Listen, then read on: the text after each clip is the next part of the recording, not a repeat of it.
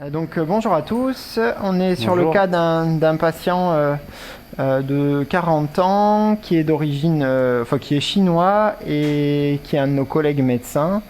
Et du coup, on va lui faire une gastroscopie un peu plus attentive que pour un Français de souche, du fait d'un risque de maladie gastrique beaucoup plus important.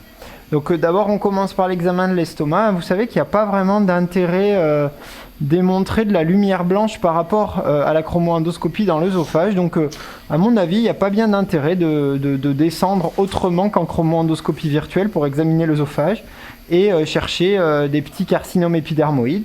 C'est pas du tout le terrain à risque, mais vous savez qu'en Asie, malgré tout, la fréquence du cancer épidermoïde de l'œsophage est beaucoup plus élevée qu'en Europe. Donc là aussi, ça vaut quand même le coup de vérifier en passant qu'on n'a pas de zones qui sont un tout petit peu plus rosées, un peu moins vertes, et qui sont évocatrices de carcinome épidermoïde. On va arriver ensuite sur la jonction.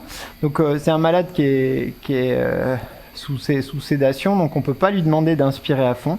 Quand vous faites des examens sans anesthésie, le meilleur moyen de voir la jonction, c'est de demander au malade d'inspirer à bloc, ce qui permet de déplisser, en fait, d'allonger le cardia et de bloquer la jonction.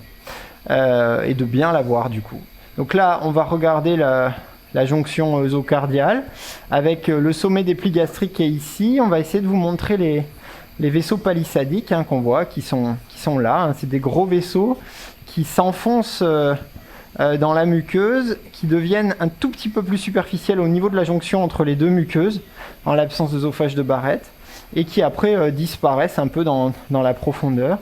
Je les ai vus un tout petit peu à gauche. Ouais, on les voit pas très bien. On les voit pas très bien chez ce malade-là, en effet. Voilà. Je vais essayer de vous remontrer. En tout cas, par contre, la muqueuse, on a bien une muqueuse de transition avec une muqueuse gastrique ici, qu'on voit en zoom, avec des tout petits points blancs. Il s'allonge à peine sur quelques millimètres au niveau de la jonction œsocardiale et poum, on passe à une muqueuse épidermoïde. Là, par exemple, la ligne Z est un tout petit peu déchiquetée, c'est un tout petit peu plus long. Vous savez qu'en dessous de 5 mm, on ne doit pas vraiment considérer que c'est de l'œsophage de Barrett, ça n'a aucun risque de dégénérescence. Après, faire la différence entre un minuscule Barrett comme ça, là, de quelques millimètres, et une jonction seulement un tout petit peu déchiquetée, c'est difficile, et puis ça n'a pas vraiment d'impact clinique, ça ne demande pas de surveillance ni rien. Donc en fait, il faut le traiter par le mépris. Et les vaisseaux palissadiques, tu les cherches sur le versant gastrique ou ouais, je les cherche sur le œsophagien? versant gastrique normalement et je les vois passer sous la muqueuse. Mais là, faut avouer qu'ils sont pas hyper faciles à individualiser. En tout cas, il n'y a pas de hernie hiatale, a priori, Non, pour pas nous. de hernie hiatale, c'est bien à sa place. Il n'y a pas de Là, on les VO. voit peut-être en haut. Vous voyez, il y a des vaisseaux un peu plus épais. Mais enfin, c'est pas un cas très démonstratif là-dessus. Donc vous savez, il y a deux définitions de la jonction œsogastrique, soit le sommet des plis gastriques, soit la visualisation des vaisseaux palissadiques. Là, on se baserait plutôt sur le sommet des plis qu'on voit. Là, les plis se forment ici et après, on passe dans un œsophage qui est beaucoup plus lisse. Donc ensuite, on va s'intéresser à l'estomac. Et là, par contre, la lumière blanche a encore tout son rôle parce que un des premiers signes d'appel du cancer de l'estomac, c'est le red sign, c'est-à-dire une espèce de couleur plus rouge d'une zone particulière. Donc, ce que recommandent les Japonais, c'est quand même de commencer l'examen en lumière blanche pour repérer ces zones rouges, et le NBI va venir plutôt en caractérisation pour aller voir ces zones rouges de près et identifier s'il s'agit de lésions néoplasiques ou de lésions plutôt inflammatoires. Vous voyez, là on pourrait discuter, mais c'est tout petit et finalement c'est absolument rien, c'est toute petite zone de muqueuse un peu différente, mais on peut être rappelé par ce genre de petits signes rouges comme de signes d'appel.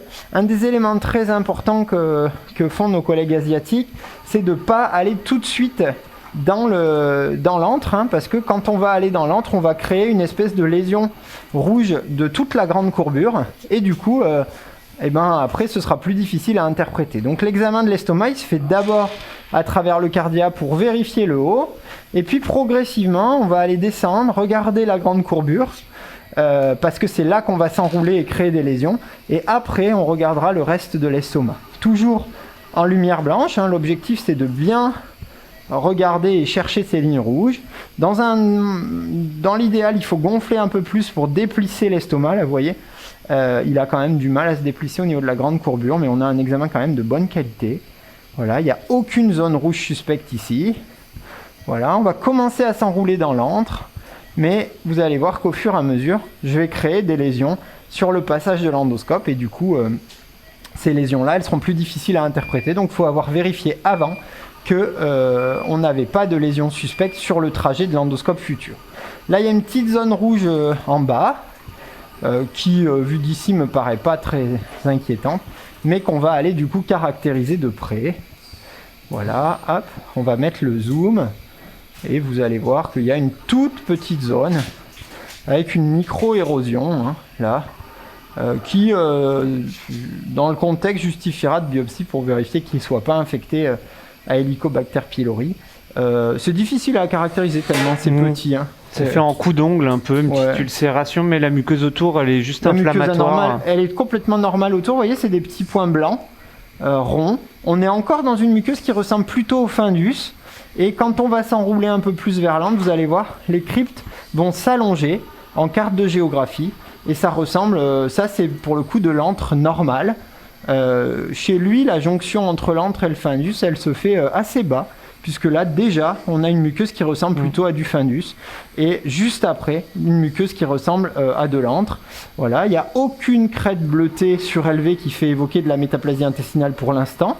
On va aller voir au-dessus, hein. C'est un malade qui est non intubé, donc je vais aller aspirer l'eau que j'ai mis. Je la mets en toute petite quantité, sous les yeux de Franck, notre infirmier anesthésiste.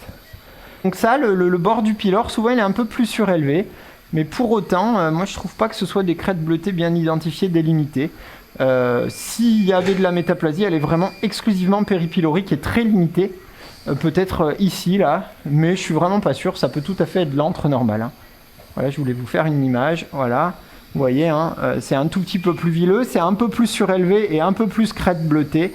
Donc c'est possible qu'on ait un tout petit poil de métaplasie intestinale limitée en péripylorique, mais rien de plus que ça.